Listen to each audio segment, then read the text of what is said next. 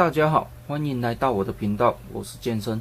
今天是2025年12月8號星期一。今天來分享監視器主機的異常的故障點。最近它會經常的不定時的重啟，找了一下原因，先跟各位講它的故障原因是很簡單。以我這一台而言，它的問題點是紐扣電池沒有電了，所以我換了一顆紐扣電池，就解決無線重啟這個問題。當然我也是有找原因，比如說更換變壓器，那問題沒有解決。後來把主機拆開，然後檢查它的各項電子零件，比如說電容有沒有鼓包之類的，然後也有去偵測它的板子上的溫度，看有沒有什麼問題。當然也有檢查硬碟。那因為我這一台也用了10幾年的時間了，所以才會去慢慢的找各項原因。如果你的監視器主機在保固期內，你可以直接送回原廠，讓他們做保固。那因為我們這個都已經過保了，所以我才會把它拆開，然後自己找原因，找到最後就是紐扣電池沒有電，就這麼簡單。接下來我大概分享一下它的原因過程。我們直接看螢幕，進入主畫面，這邊有一個搜尋設定。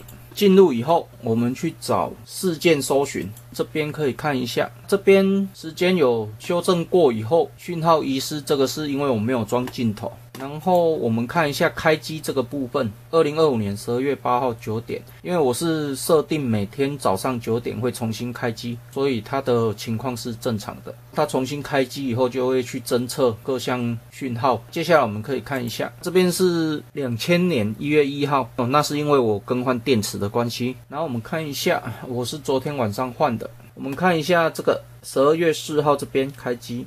12月3號這邊也開機，這邊都還算正常。然後到晚上的時候，大概19點左右，它這邊就會一直不斷的重新開機。12月4號晚上7點19分開機，20分開機，21分開機，22分開機，24分開機，就是會一直無限重啟。然後我稍微看了一下之前的時間，這邊都還算正常。11月18號到24號這邊都還算正常，都是每天9點左右會重新開機。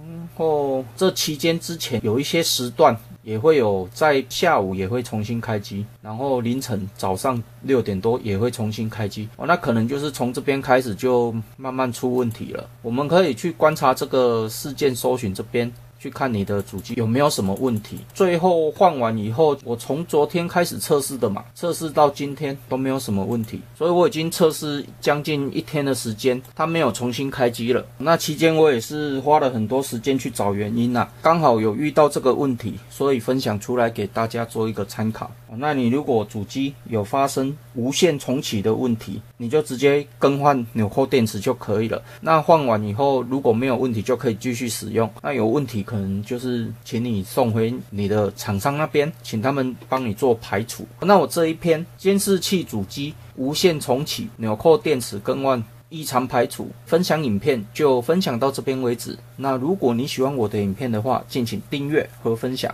謝謝。